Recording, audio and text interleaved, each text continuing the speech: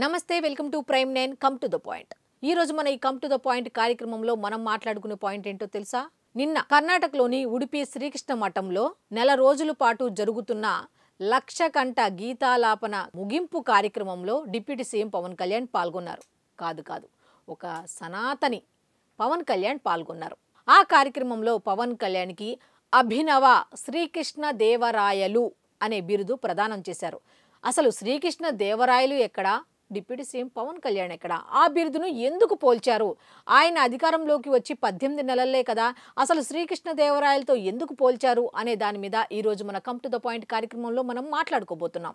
అయితే ఈ కార్యక్రమంలో పాల్గొన్న డిప్యూటీ సీఎం పవన్ కళ్యాణ్ భగవద్గీత గురించి ఎంత బాగా చెప్పారు అనేది ఒక్కసారి గనుక మనం ఆ వీడియోలు చూస్తే తెలుస్తుంది.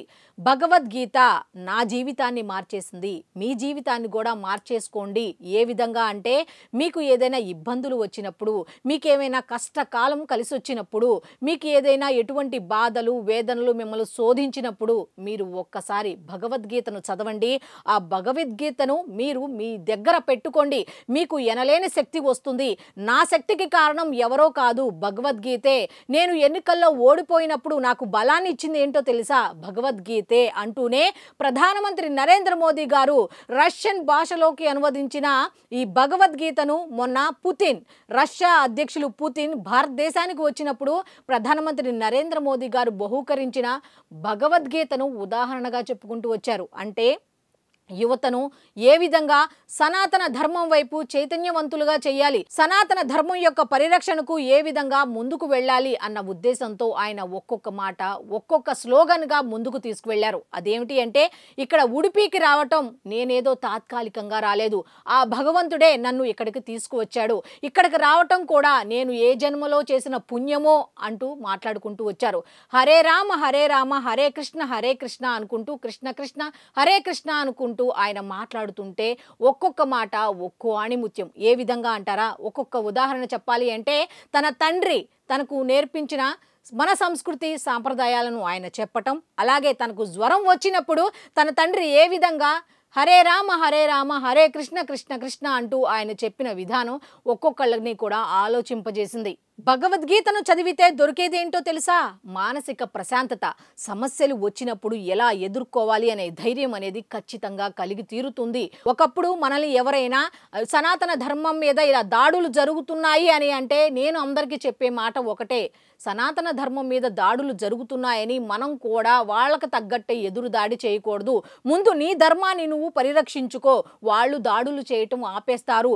వాళ్ళు దాడులు చేస్తున్నారు కదా అని నువ్వు కూడా దాడి చేస్తే వాళ్ళకి నీకు ఉన్న తేడా ఏంటి? ముందు నీ ధర్మాన్ని నువ్వు కాపాడుకో అంటూ ఎంత చైతన్యవంతమైన స్పీచ్ ఇచ్చారు అంటే చెప్పలేని విషయం అనమాట. అయితే తనకు ప్రతి శ్లోకానికి కూడా అర్థం తెలియదట. ఒప్పేసుకున్నారు ఆయన. ఏ విధంగా? నాకు ప్రతి శ్లోకానికి అర్థం తెలియదు, కానీ నేను ప్రతి శ్లోకాన్ని చదువుతా, ఆ శ్లోకం నుంచి వచ్చే శక్తే నన్ను ఈ విధంగా ముందుకు నడిపిస్తుంది, సత్యం వైపు ధర్మం వైపు నిలబడేలా చేస్తోంది అంటూ ఆయన చెప్పుకుంటూ వచ్చారు. అయితే ఈ గీతను లక్షలాది మంది చేతితో రాయటంతో వాళ్ళందరినీ కూడా ఆయన అభినందించారు కూడా. గో సంరక్షణ అనేది భారతీయ సంస్కృతిలో ఒక భాగం. అందుకే ఆ సంస్కృతిని గౌరవించాలి అన్న ఉద్దేశంతో ఒక 60 గోవులతో నేను గో సంరక్షణ అనేది మన భారతీయ సంప్రదాయంలో ఒక భాగం.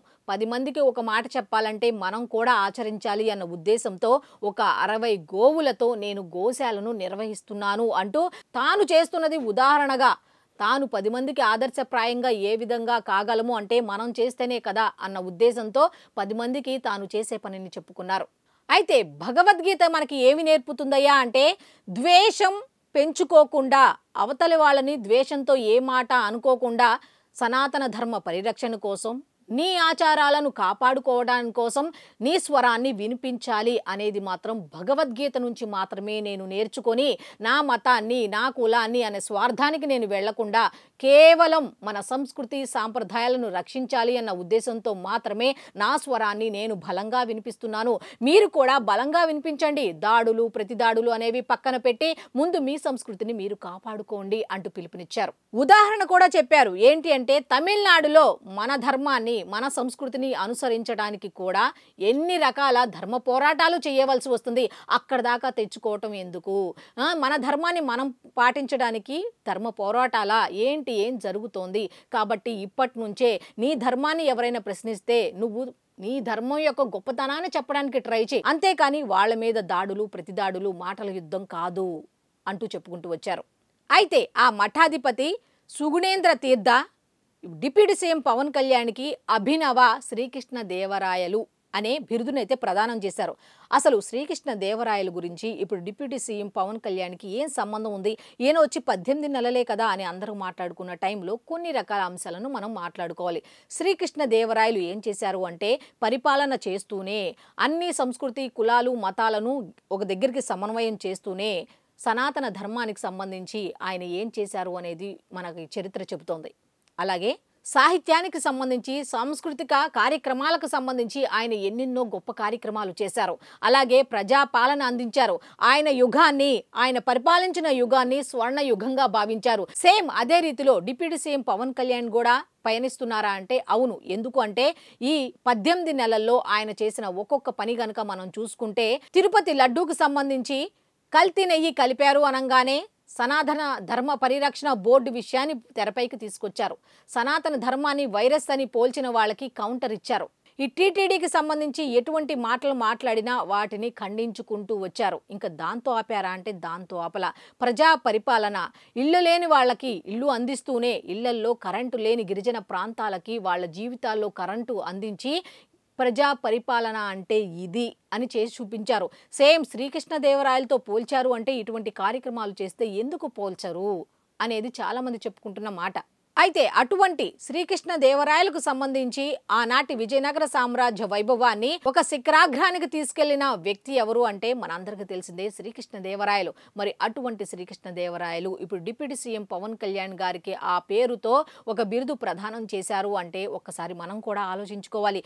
ఊరికే ప్రదానం చేస్తారా అంటే ఊరికే ఎందుకు ప్రదానం చేస్తారో, అవి డబ్బులు పెట్టి కొనుక్కున్నవి కాదు. ఇంకో విషయం తెలుసా, డిప్యూటీ సీఎం పవన్ కళ్యాణ్ అక్కడికి వెళ్లేదాకా కూడా వాళ్ళు ఈ కార్యక్రమం నిర్వహించిన వాళ్ళు అసలు వస్తారా డిప్యూటీ సీఎం పవన్ కళ్యాణ్ అని అనుమానాలు వ్యక్తం చేస్తూనే ఉన్నారట ఆయన వచ్చే వరకు కూడా.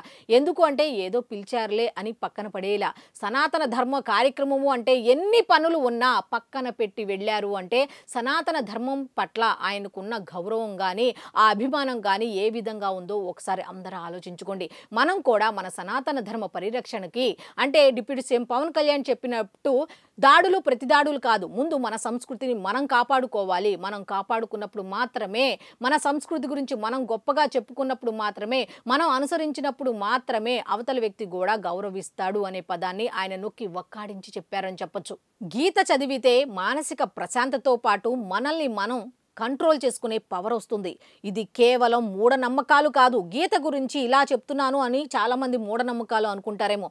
ఇది మూఢనమ్మకాలు కాదు, ప్రపంచాన్ని శాసిస్తున్న శాస్త్రం, మన సనాతన ధర్మం, మన హిందుత్వం అంటూ ఆయన భగవద్గీతలో ఉన్న ప్రతి అంశాన్ని ఎంత విస్ఫోటంగా ప్రపంచానికి తెలిసేలా చెప్పారు అంటే ఇప్పుడు ప్రతి యువత కూడా మీ దగ్గర పెట్టుకోవాల్సింది ఏంటో తెలుసా? భగవద్గీతను చదవండి. దానిలో అంశాలను మీ హృదయంలోని పెట్టుకొని దానికి అనుగుణంగా మీరు నడవండి. మీ భవిష్యత్తు బంగారుమయం అవుతుంది. మిమ్మల్ని మీరు కంట్రోల్ చేసుకోగలుగుతారు. మీ భవిష్యత్తు మీరు దిద్దుకోగలుగుతారు అంటూ భగవద్గీత యొక్క గొప్పతనాన్ని చెప్పుకుంటూ వచ్చారు. ఈ మధ్య కాలంలో సనాతన ధర్మంపై ఎంతో మంది రాళ్లు విసురుతున్న ఇటువంటి సందర్భంలో సనాతన ధర్మం గురించి ఈ విధంగా మాట్లాడిన వ్యక్తులు ఎవరైనా ఉన్నారా అంటే ఇంతవరకు కూడా ఎవరూ లేరు. ఈవెన్ హిందూ సంఘాలు కూడా ఏదో కార్యక్రమాలు నిర్వహిస్తాయి, ఏదో మాట్లాడుతారు తప్ప భగవద్గీత గురించి ఈ విధంగా చెప్పిన వాళ్ళు ఎవరైనా ఉన్నారా అంటే ఈ మధ్య కాలంలో ఎవరూ లేరు అని చాలా మంది చెప్తున్న మాట.